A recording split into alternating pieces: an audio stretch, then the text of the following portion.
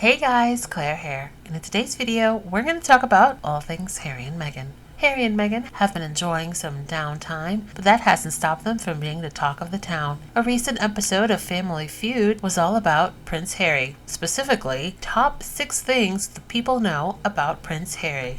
The answers were hilarious. Top 6 answers on the board. Tell me something people know about Prince Harry. He's married to Meghan Markle. He's married to Meghan Markle. Tell me something people know about Prince Harry. His mother is Princess Diana. His mother is Princess Diana. Come on, Drake. Tell me something people know about Prince Harry. He's got some red hair. He got red hair.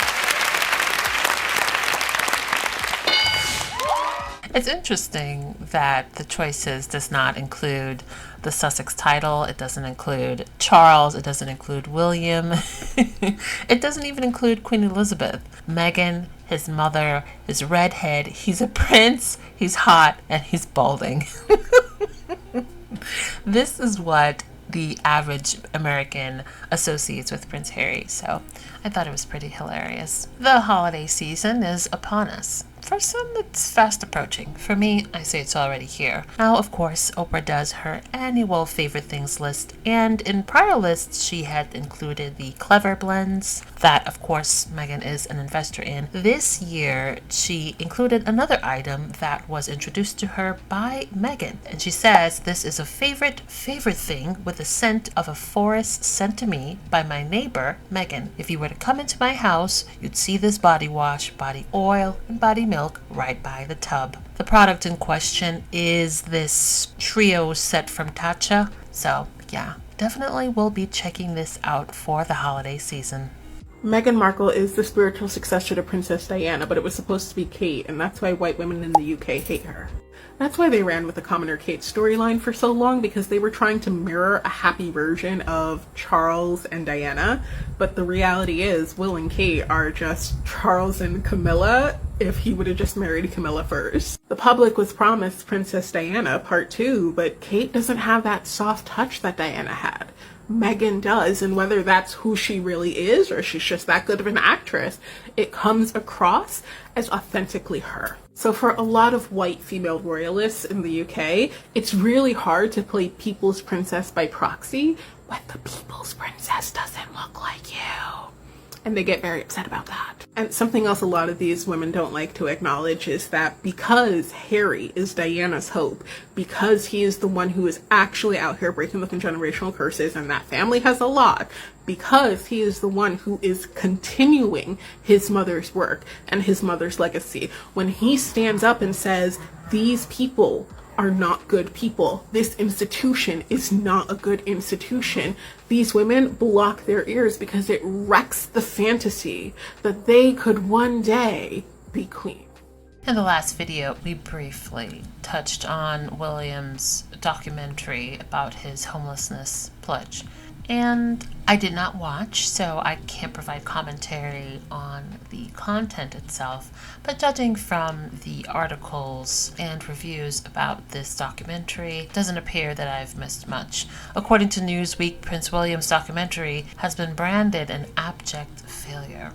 Yikes. Apparently, not only are the reviews rather poor, but the viewing figures left a lot to be desired as well. According to this Newsweek article, Prince William's campaign to end homelessness has spawned a TV documentary described by one reviewer as dismal television. William cannot galvanize his audience at the ballot box, in the workplace, and in the wider social arena to fix this inhumane problem once and for all. The pro-monarchy Daily Mail also contained some stinging criticism, and I peeked on over to the Daily Mail just curious to see what was being said, and yeah, it was far more critical than I would have expected. Of course, they had to include Harry's name in there because that's just what they do. The article says there was footage of William looking concerned at meetings, William looking concerned as he spoke to the homeless people, William looking super concerned as he marched around with a folder under his arm. 6 minutes in and he was already wearing a comedy apron, dishing out roast potatoes at a charity Christmas lunch and talking about how he was inspired to help the homeless, but with the memory of his mother. There was also a poll, because they love them some polls, and in this poll it says, do you believe that the prince's goal is realistic? Most said no. I do think that his pledge or goal is admirable, but do I think it's really going to be fruitful? No, for several reasons. And wait for it, because this abysmal documentary was just the beginning of a bad weekend for William and Charles. You'll see. But before I get to that, William really doesn't seem to have a very good track record when it comes to his solo projects, where there's the expectation that he's going to hit it out of the park. With this documentary, it took in like a little over 1 million viewers, which is well behind the over 2.4 million average for that slot. Remember that BBC viewers switched off the Earthshot prize minutes into the show. So again, yeah, for some reason it just doesn't seem to work for William. Success or failure, let's jump straight into it. You know the score, comments are open, would love your opinion. So Prince William's documentary on the homeless dropped on Wednesday, with the first part being shown, and most digital media outlets are actually being quite constructive with their analysis. Newsweek are probably more truthful than others in branding it not a success. Firstly, in the slot, ITV lost 900,000 viewers from that slot. So it received 900,000 viewers less than the traditional programme in that slot. From a population of 60 million in the UK, losing 1 million viewers is a big deal. So that probably shows you how much appetite the public has to listen to this guy. Secondly, on camera, William was asked by a fellow volunteer if he was trying to get out of doing any work, and you know, that is a theme around William in everything he does. People are questioning his work ethic on a daily basis. And for that moment to be captured on camera, I just think probably says it all. I've watched it. I think it's a failure. The recent release of the documentary, The King, the Prince, and Their Millions, has put some pretty shocking information into the public sphere. Duchies of Lancaster and Cornwall make Charles and William £50 million a year, but they have repeatedly refused to reveal exactly which properties they own.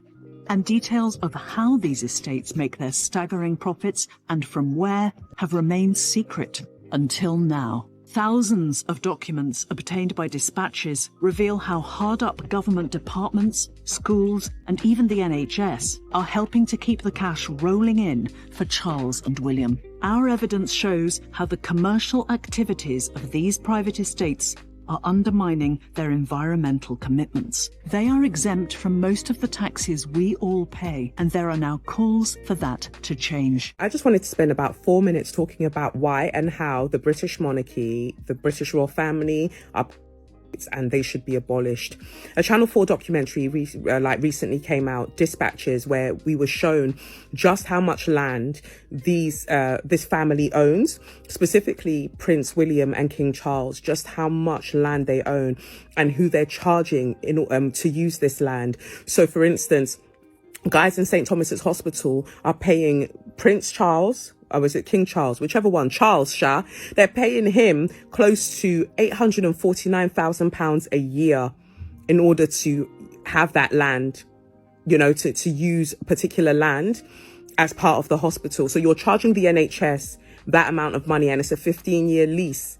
So close to £1 million a year for 15 years is what you're going to be charging these people, like charging this organization.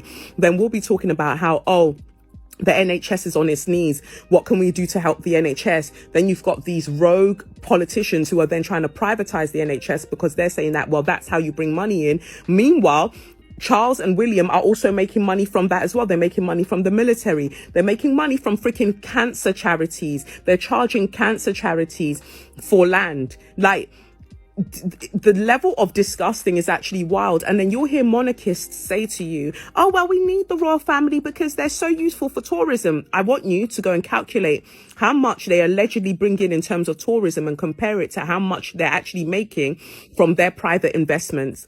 And apparently they're really rogue landlords as well, because some of the properties that they've got that people are living in, there's mold, there's everything, but they are chopping money constantly. And actually, if you think about it as well, when you talk about the royal family brings in money from tourism, they're never in the palaces when you go and visit these palaces. So you can just, like the Palace of Versailles, they don't have to be in there. They don't have to be in there. We can get them out and people will go and still see it same way.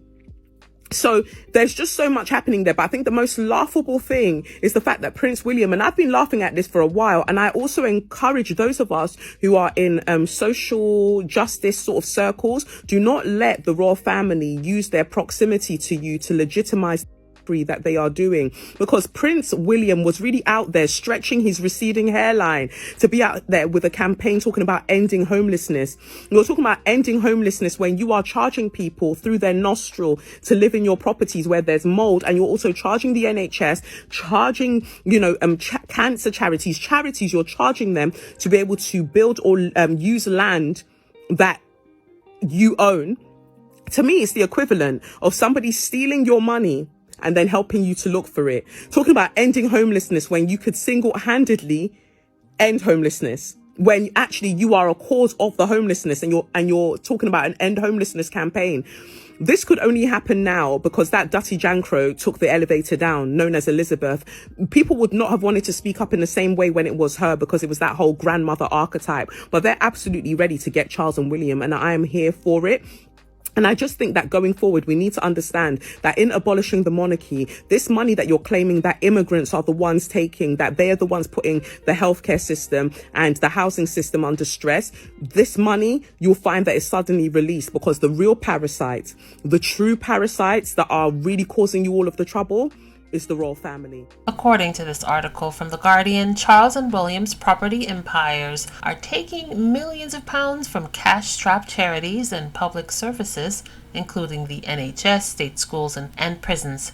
The reports claim that the Duchies of Lancaster and Cornwall, which are exempt from business taxes, are used to fund the royals' lifestyles and philanthropic work, are set to make at least £50 million from leasing land to public services. The two duchies hold a total of more than 5,400 leases. One 15-year-old deal will see NHS Hospital Trust in London pay £11.4 million to store its fleet of electric ambulances in a warehouse owned by the Duchy of Lancaster. The King will also make at least $28 million from wind farms, because the Duchy of Lancaster retains a feudal right to charge for cables crossing the foreshore. William's Duchy of Cornwall, the hereditary estate of the heir to the throne, has signed a £37 million deal to lease Dartmoor Prison for 25 years to the Ministry of Justice, which is liable for all repairs despite paying $1.5 million a head for a jail empty of prisoners because of high levels of radon gas. Good Lord. His estate also owns Camelford House, a 1960s tower block on the banks of the Thames, which has brought in at least £22 million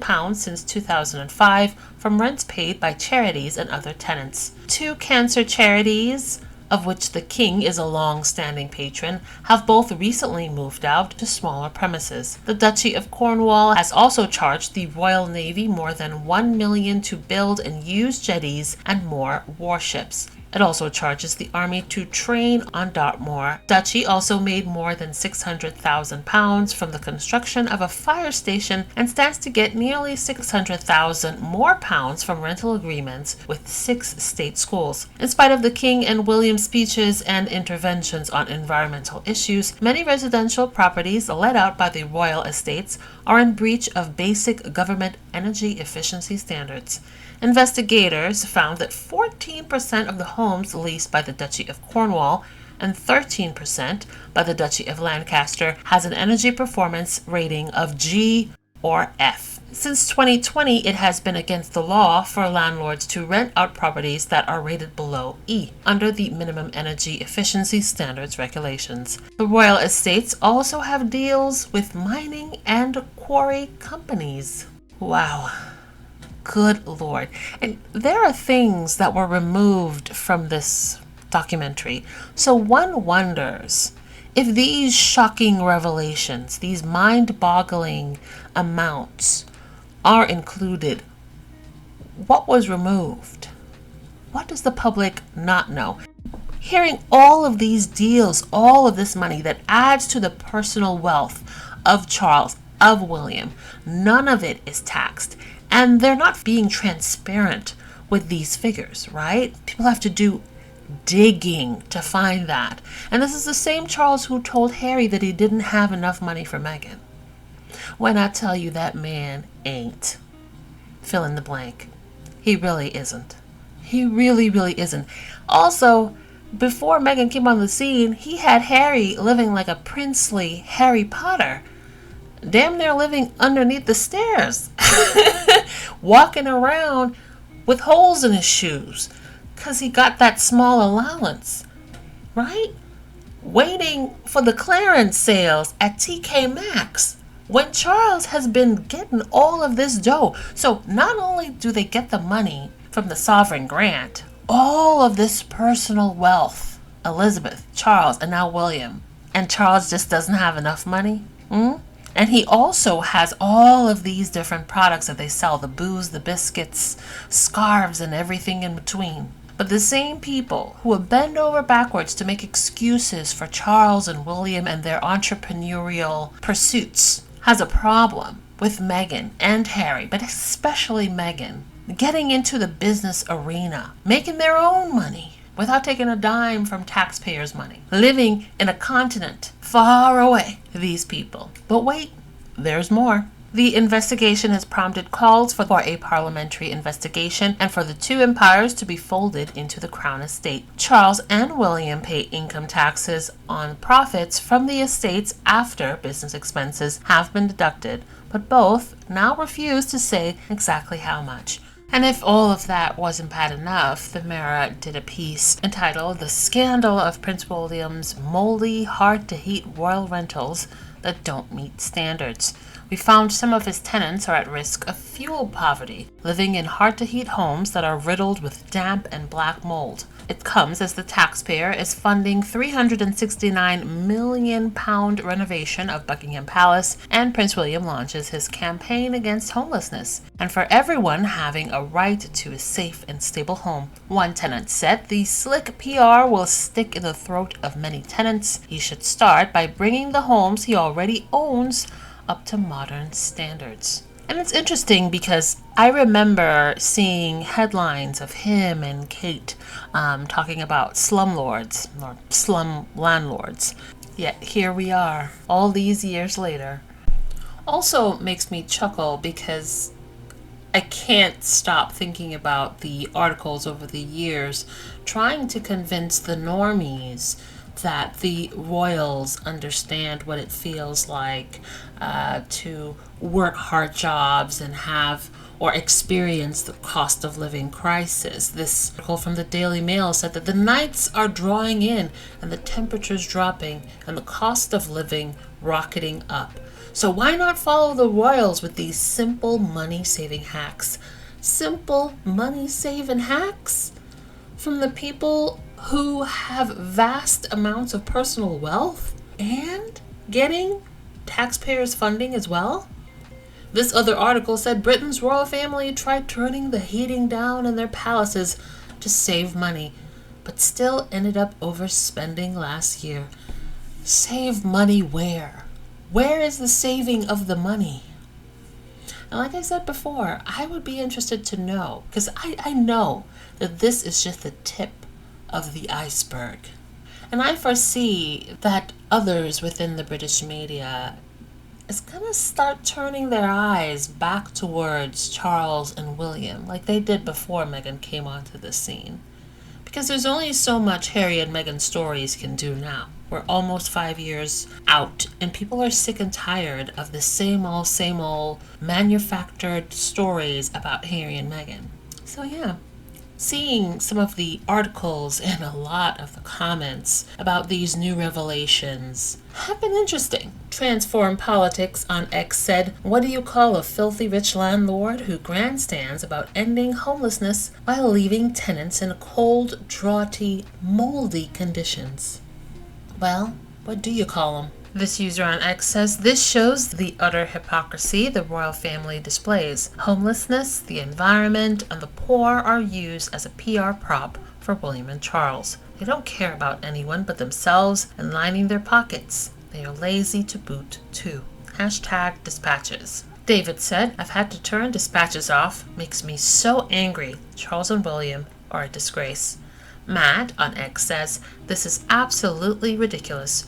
We're essentially paying them to use public funds to buy property, which they then lease to the NHS, meaning our taxes end up paying them twice." Peter on X says, "Geez, the NHS will pay the King's Duchy £11 million over 15 years to rent a warehouse for ambulances, while the Ministry of Justice pays William's Duchy £1.5 million a year to use Dartmoor Prison?" Ali Braden on X says, "That family making money off the army, the NHS, end-of-life charities, and even a cemetery is taking it too far. My goodness." Lord knows what sort of distraction tactics members within the palace are going to use to try to downplay this very problematic report. We'll see how successful that is. But are you guys surprised by these numbers, by these revelations? I'm not, because if you really think about a lot of the things that they have been alleged to do over the years, them with the conversations about the planet and the environment. Then there was this article or investigation that showed that collectively they'd flown enough miles to go to the moon and back, members of the royal family. Then for the coronation and to open Parliament, Charles and Camilla were wearing like billions of dollars in jewels while talking about a cost of living crisis. This user said, "Lest we forget, Charles accepted a suitcase containing cash from HBJ, the former Prime Minister of Qatar. And let's not forget all of the articles talking about Charles pressuring ministers to change laws that will benefit his estate, or the Queen's secret influence on laws. Her being able to vet more than 1,000 laws via Queen's consent. Her sweeping immunity from more than 160 laws. So, I'm not surprised. The monarchs and the heir have used those positions of power to amass obscene amounts of wealth. And as much that has been revealed, I highly doubt that we know the full story. Never forget all the wills that are sort of tied up for decades. So the public, the tax-paying public, will have no clue about the true depth of the wealth of the Windsors. Did you guys watch Dispatches? Did you enjoy it? Were the revelations shocking to you? Not so much? Let me know in the comment section below. Oh, I wonder what this major hint is. Is she going with him or not? Oh, the suspense. Yeah, he's doing another one of his Earthshot things, you know, his environmental project. Oh, we're so lucky to have the royal family being so environmentally friendly. Like this year, you know, they've only bought 2 new helicopters. You know, they could have bought 3 or 4. They only make about 170 journeys by helicopter each year, which costs about 70,000 each. So, all in all, 1.1 million for the year. I mean, it's a bargain, isn't it? I think we should be grateful. The royal family are so green. Their greenhouse emissions only increased by 4% last year. Apparently, Prince William is trying to capture the hearts and minds of Gen Z. Someone tell him. Gen Z don't care about the royal family. But the question is it better for the environment if Kate doesn't go? It's a big wow. Did you watch it? And of course, we're talking about the amazing piece of journalism, no other way to describe it, which was the Dispatches programme aired last night. Absolutely shocking. I've just caught up on it. I found the content absolutely depressing. So let's cut to the chase. In a time of post-COVID bounce back where the NHS and the economy is on its knees really in the UK, these two people, Charles and William, are taking £50 million a year at least out of the public purse via rents that they charge for property or land that they own. £50 million a year to the NHS, the judicial system, and others. I urge you absolutely to watch the documentary for yourself. The other shocking thing, of course, apart from the fact that these leeches are absolutely draining the taxpayers of the UK, is that because of the way that their organisation is set up, they do not pay any form of tax. There's no corporation tax like a normal business would in exchange for rental income. I think it's telling that the media are turning on these two now. And, you know, the media is more aligned with the public view than the British working taxpayer-funded royal family. That's for sure. It's time for change in 2025. I will be really interested to see what the royal family come back with post the viewing of this. Probably some awful slander about Harry and Meghan. The stories, or should I say the facts and the data, get worse and worse and worse. And over the course of this week, the British taxpaying public and British citizens will learn just how greedy the billionaire royal family members actually are. If you didn't know, Macmillan are probably one of the best known names in cancer rehabilitation and cancer care in the UK. It's one of the largest British charities. They basically provide specialist healthcare, information and financial support to people and families affected by cancer. Financial support, guys, listen to that. The royal family, instead of supporting them, have decided to extract huge amounts of their money by charging them for services, buildings and accommodation. I just cannot get my head round when Charles and Kate were both diagnosed with cancer, why did they wake up and say, oh my goodness, this is wrong, it has to stop now? And there's examples of the same principle being used for our armed forces and our NHS. And of course, our NHS is the biggest party responsible for treating cancer survivors in the UK. It just absolutely beggars belief. And 2025, guys, it's time for change. Prince William did it again. So he came out with a documentary about homelessness. And this is where I talk about he is so focused on his brother yet again that he doesn't even understand what he's supposed to be doing. He talks about his mother, Princess Diana, taking him to homeless shelter and exposes him to that world. And we get that.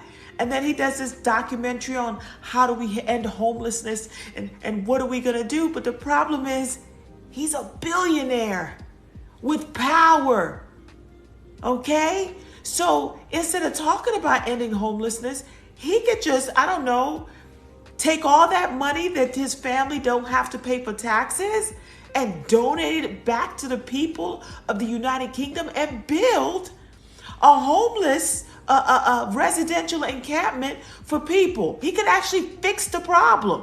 But the problem is he's so concerned with what Harry would have done. See, Harry is not a billionaire. Whatever Harry has in spades is attention and awareness because that's his role. But because he's Prince William, heir to the throne, a phone call away from the king, he actually has the power to fix the issue, right? He can actually call up the biggest builder in the United Kingdom and say, hey, pair with me, work with me, let's build a housing development. That's what he can actually do. But instead, he's sitting and doing basically what other people without power and money can do, but he has power and he has money. And so therefore, this documentary had poor ratings because it makes no sense for somebody with money and land and power to talk about an issue that they can actually become a part of. Not only can he raise money or use his own money to do it, but he can call his billionaire friends and say, hey, why don't you join me? And do you know why I say this? Because other billionaires have actually done something like this.